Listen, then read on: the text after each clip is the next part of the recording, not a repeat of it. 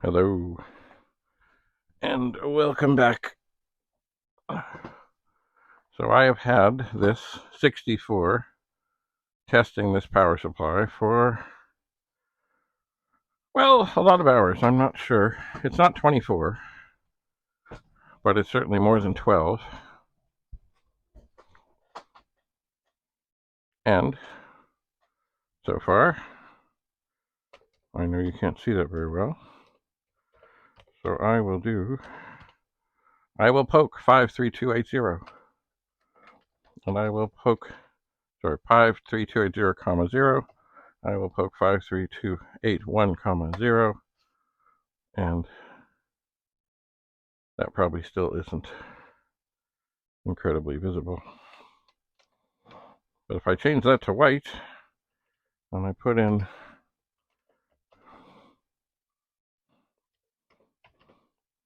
let's try something here, and I put something in, why can't I find the key that I seek? Is that what I'm after? No, that's not what I'm after.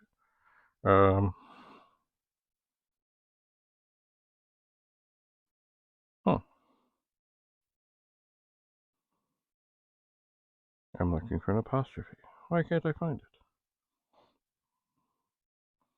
Oh, there it is. Sorry.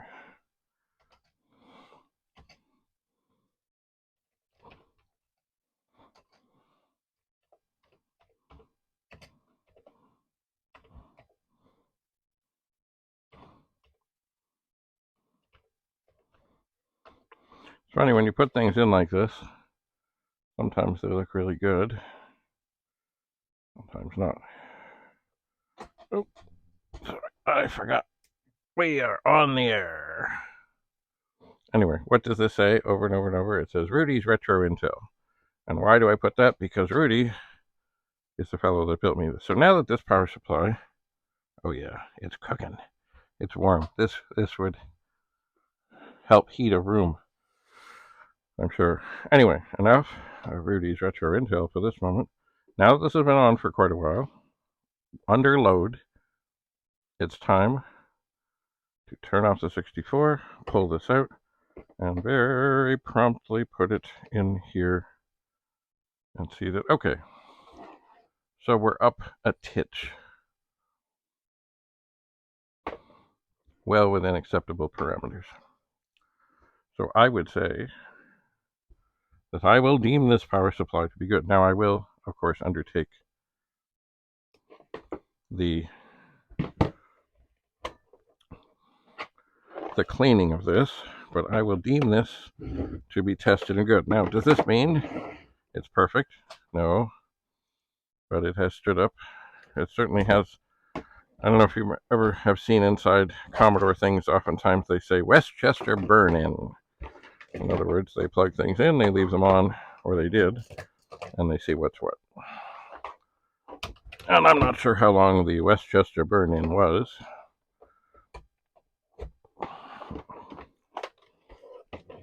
But certainly long enough. Now this power supply is quite dirty and gross and ugly, and there is one slight deficiency over there on the wire, just a little tweak.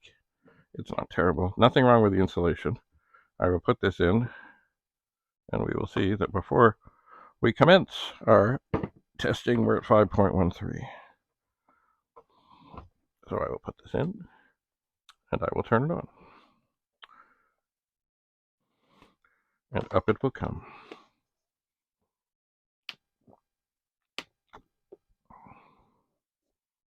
It will. So that is good. Perhaps we'll put in a little program. First, we'll do poke 53280, comma 0, and we'll move up and do 53281, comma 0, and we'll change that to white, and we'll say 10 print quote.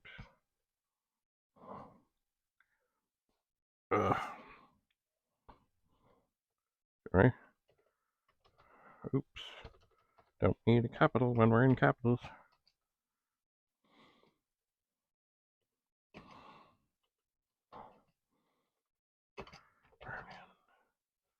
And I'm not sure what time it is. Let's say it's 10 a.m., but I don't think it is. I think it's a little earlier than that. But of course, it may be different because, of course, last night the clocks did change. Boy, that's really hard to read. I'm going to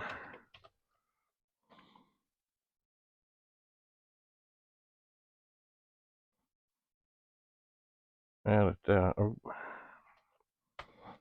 oh.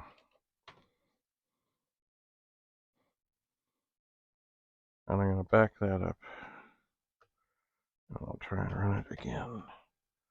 Yeah, that looks better.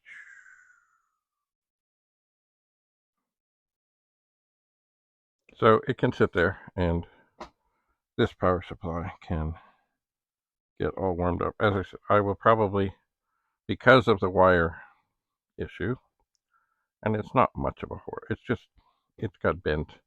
The outside insulation is deficient a little bit, just a little bit. But I'll probably end up keeping this to test things. But I will do a cleanup on it at some point. So we'll let this sit and do its thing. I'm trying to think of other things that are happening in the world. Of course, here is a very lovely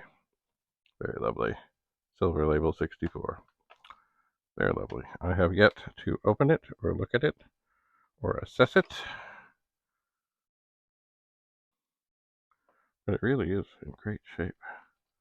Anyway, that will not be going into these power supplies, just in case. It will not. So we'll leave this to do its magic. And I should... Ooh, it's still warm. I'm going to move this power supply away. I should really see about probably getting a toothbrush and other such things and cleaning this off to make it look pretty. But I will put it over here so I know that it is done. I should, of course, put some sort of tag on it. I'll see about that. You got to be careful, though, depending on what kind of tags, and like even rubber bands after years and years and years can turn into gross things. Probably the best kind of tag is a little tag with a little string that you put around it. Or, of course, I could start a box and mark it tested, good, happy, joyful. I could indeed. So, I guess at this moment, there's not much more to do except let this keep running this ugly 64, and we will see you again. And I will consult with Rudy, but I think certainly it's this power supply that we just tested started at 5.23 when it was really cooking, like had been on for somewhere between 12 and 16 hours. It had gone up just a little to 5.25. And as this is still working, I think we are in, as I would say, acceptable parameters. But I will consult with him and see what number he says would be dangerous. But certainly that seems to be good. And, you know, people say, oh, yes, there are fire hazards and they're, oh, danger, danger, danger. Well, certainly the first Commodore 64 power supplies were dubious. They were. But I think, actually, you know what? The very first power supply I got with my Commodore 64 was not this epoxy buried thing. You could actually open it up. And I don't know why. Well, you know what? It probably cost less to have it buried. Probably it did.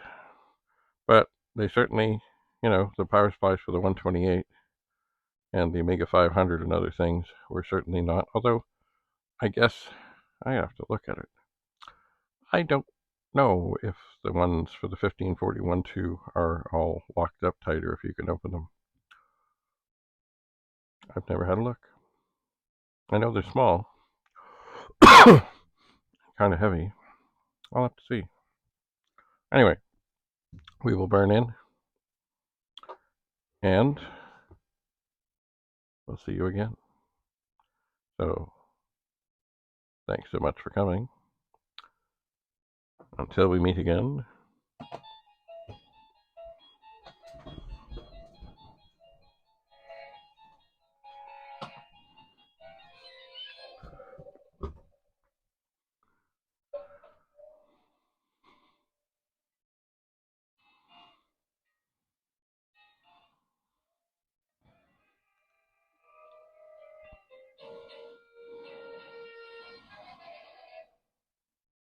Bye for now.